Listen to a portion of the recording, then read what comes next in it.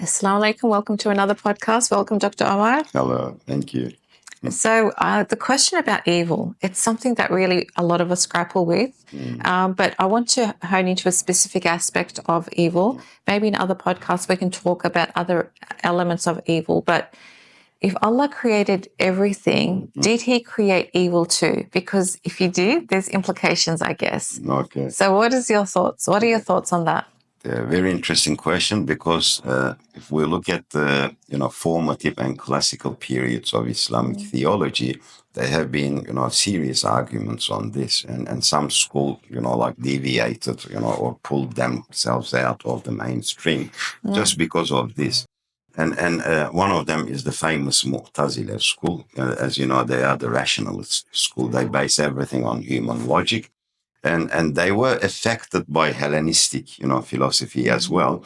And they argued that, since human beings can commit evil things, sins, even murder, for example, they said we cannot assign this to God. And they said, humans are the creators of their own actions. That's what they claim. So trying to protect God from the idea of that he created evil, they attribute it to humans. Yes. But that's giving creation powers to humans. Yes, that's giving creative powers, like you said, to human beings. Whereas in mainstream Islam, Ahl Sunnah wal Jamaat, only God creates. Nothing occurs without his creation, will and creation, we say. So does he create evil? Well, we say, khayri wa sharri min Allah ta'ala. All good and bad comes from God. But the key answer here is this: the creation of evil is not evil. Committing evil is evil. And this is a solution provided by Bediüzzaman Said Nursi. As you know, it's a very, very famous solution. He says, Halk-ı şer is not şer, but kesb-i şer is şer. As I said, it means that creating evil is not evil. It is committing evil is evil. So what that means is human beings do commit evil. We do sometimes bad things. We see it in the world all the time. But without God's creative power, that evil cannot come into reality, or it cannot materialize. So he has to create it as well for it to be materialized. So it sort of indicates that then he allows it, permits it to occur. But the thing is, some people say, why doesn't he stop that then? If he's all compassionate, all merciful, then that would indicate, or that would be saying like he needs to remove the free will of human beings, whereas God does not nullify or remove free will from human beings. So if I wanted to do something bad, he allows me to do that. He creates the action as well. But creating that action does not make him responsible of, committing evil. It makes me responsible of committing evil, because I'm the one who intended to do that act. And he created my intention. I make the intention, he creates the action.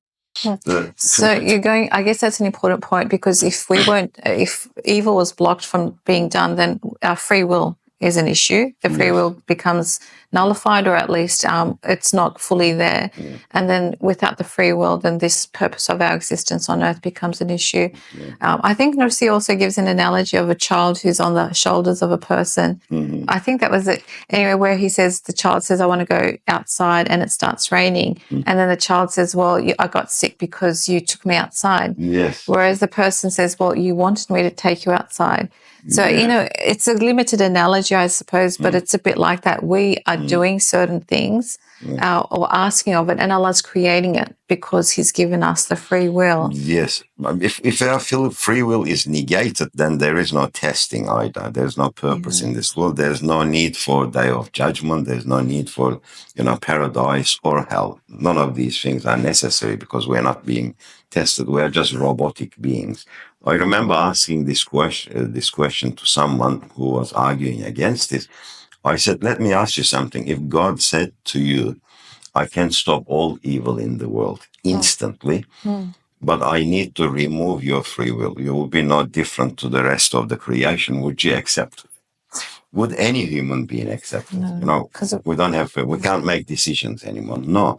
We'd feel like vegetation, which is not a nice feeling. Yeah. Exactly. But free will is a beautiful thing, but then it has its consequences. Then we can do bad things too. Maybe another very important point in relation to this is أحسن كل شيء خلق. Allah creates everything beautifully. But it is us who use it in the wrong way. That's another thing, like Allah creates fire, for example. It's a very famous analogy. You can use fire for energy. You can use fire to cook something on. We need it for our survival, heat, warmth, heat. So many functions. So important. But if you go and put your hand into it and burn yourself and then say the creation of fire is evil, that is illogical. Yeah. And if we said, okay, let's remove all fire, then it has huge implications as well, as in, for our functioning, for our survival. So that is important. Sometimes it's good to look at the entire picture, not just a dot within a picture. That's very important. Another important point notice he makes is that he says everything is good outright or through its consequences. And to me, that's a really important, because you might say, well, someone created a fire, and we hear it in the news, someone was burnt in a fire in a home and so forth. And again, we're saying, well, if you remove all fires on earth, then it's going to have huge negative impact on all humans, but someone can innocently die because of a fire. To me, this is where everything is good outright or through its consequences. And this is where I believe the afterlife is so important. Because if you just take it on this face, from this life's perspective, you might say that was terrible, they died. But when you take the afterlife into consideration, everything ends up being good, because goodness will prevail ultimately in the afterlife. Because we don't see what's happening behind the veil of hikmah. Hikmah is wisdom. So God does everything with wisdom, but because we don't have that ability to see why something happened, we always judge things from one angle, like you said. So sometimes we can misinterpret things as well. They might have a very good reason for happening. Like even with, for example, rain. No human being can survive. No living being can survive without rain. We need water. That is one of the most essential things in life, for life. But, if someone's farm, all the crops gets washed away by heavy rains, they can't say, the creation of rain is evil. So we got to look at that, like I said, the entire picture here. And yes, God does create everything beautifully.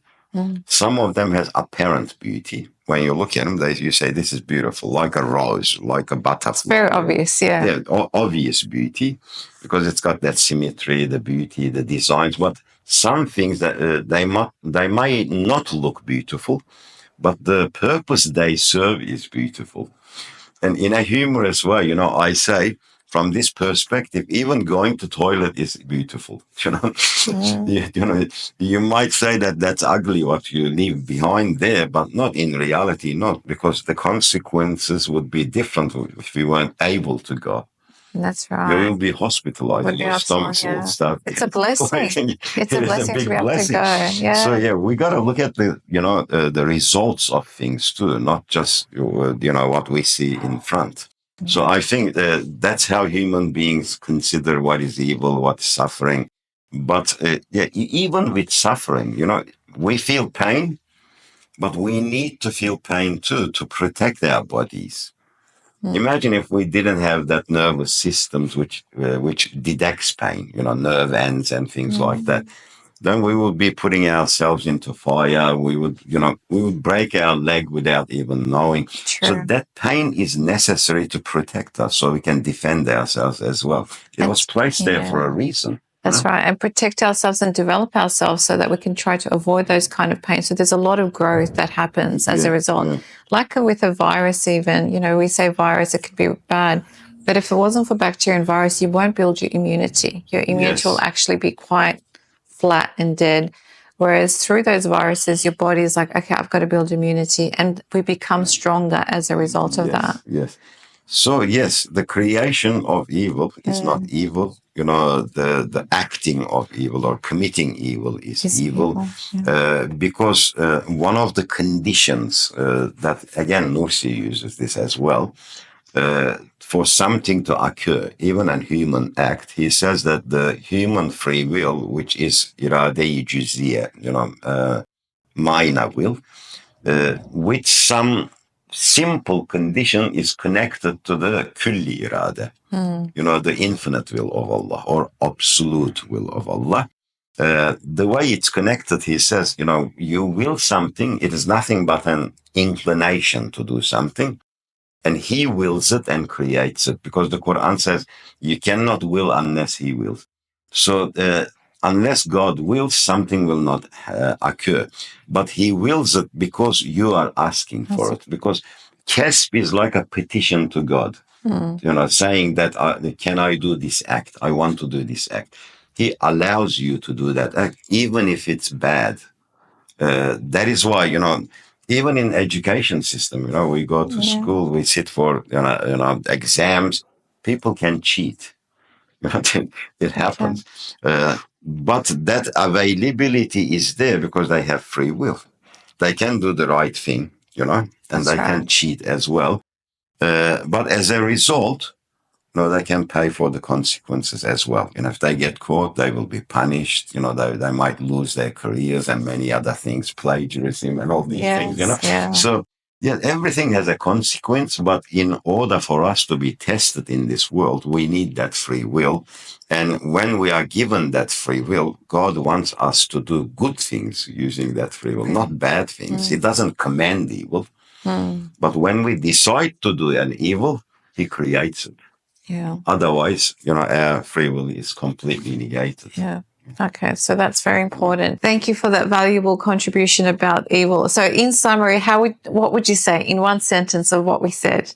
In one sentence? Yeah. Yes, God does not command evil. It is us who commit evil, and he creates it based on our request. Okay. Thank you. Thanks for sharing that very good summary. See you next time. Thank you. Inshallah. Thank you. Assalamu alaikum.